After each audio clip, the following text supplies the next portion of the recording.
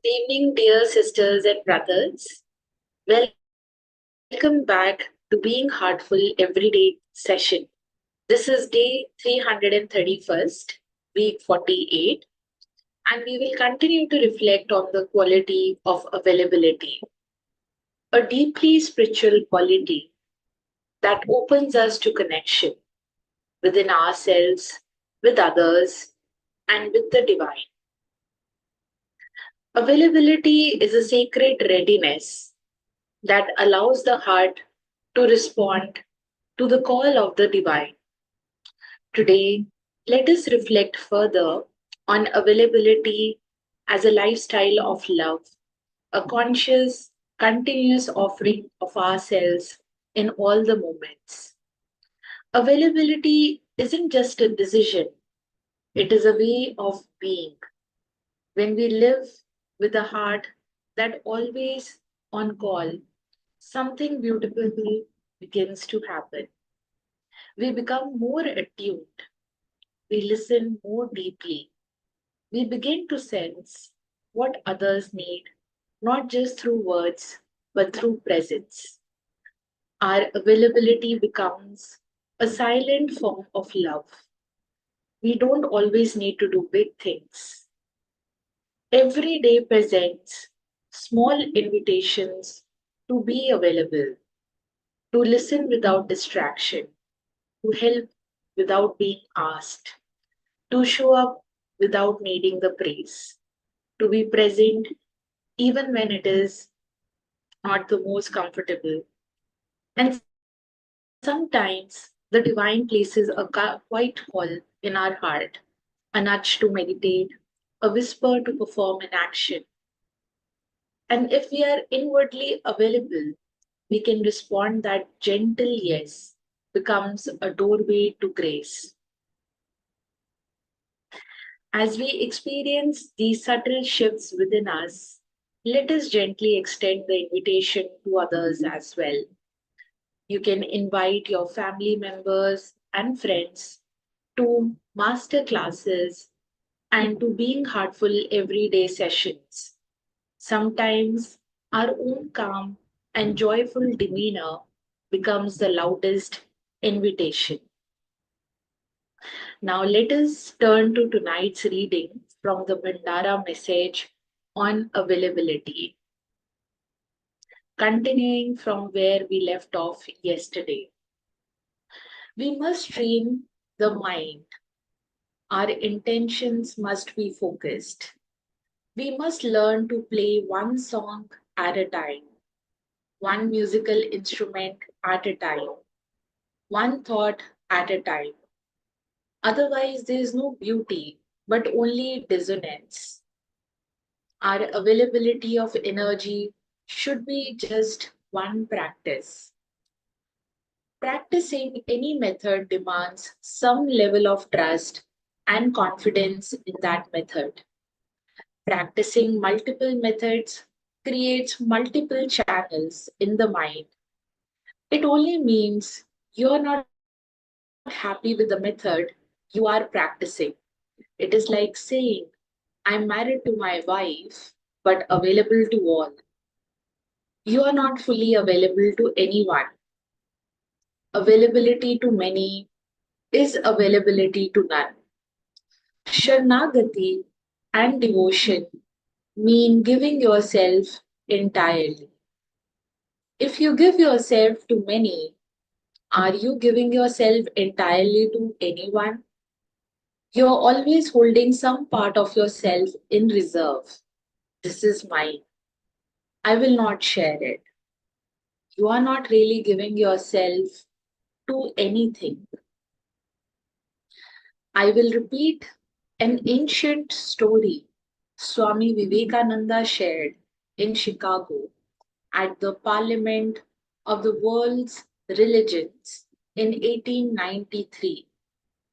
In Sanskrit, the story is called Kupa Manduka. Once there was a frog that lived in a little well. It was born there and never left that well in its whole life. The frog never imagined that there could be a world beyond the boundaries of his little well. That is until another frog hopped in.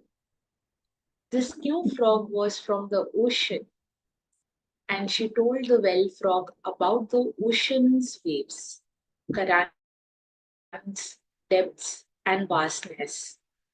But the well frog could not believe any of this, for no ocean could be as vast as the well where he lived.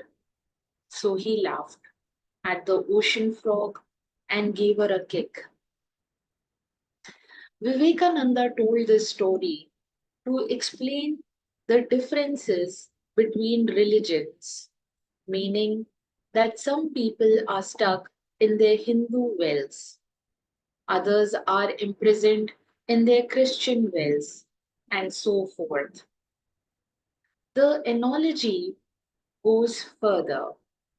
We are all well frogs, imprisoned in the wells of our own individual and collective creations. We lend great importance to the contents of our personal well, but even more importance to its resident, the very self. Rarely do we consider looking beyond this shadowy layer of self. The well symbolizes the proximity of information that triggers our availability bias toward ephemeral objects, inhibiting our bond with the internal. Sahaj Marg is a way of transcendence.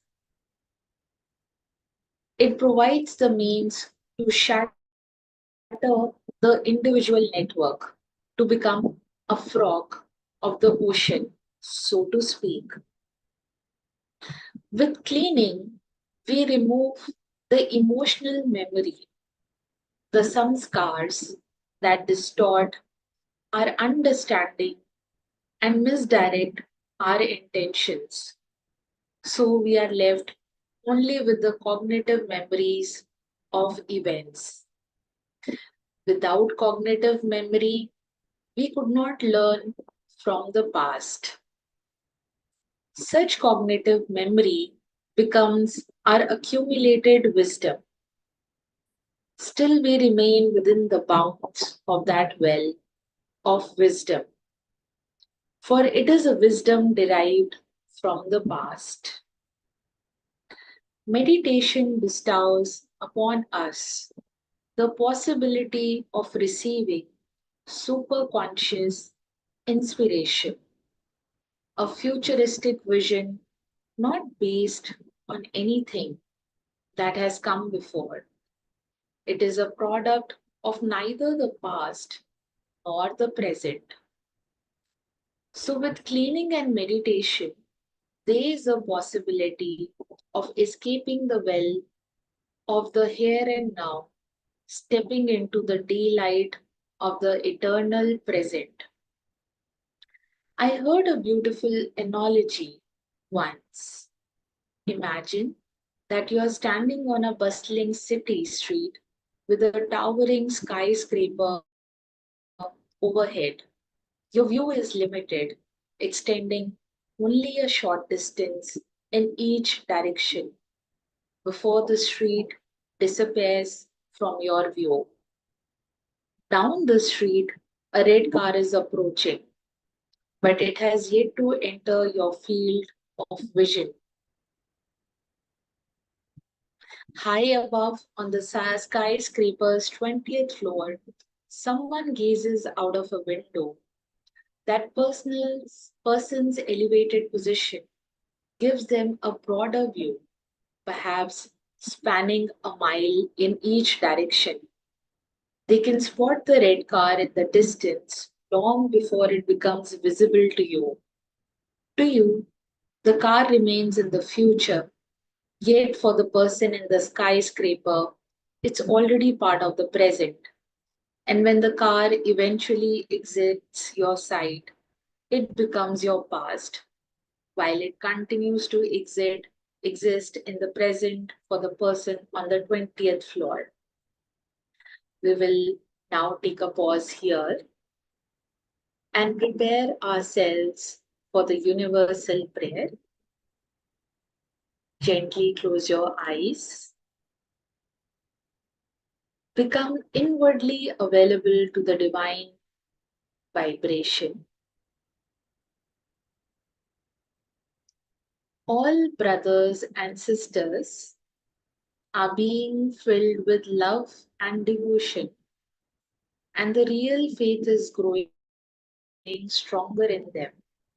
सभी भाई बहन प्रेम और भक्ति से भर रहे हैं और उनमें सच्ची श्रद्धा दृढ़ होती जा रही है।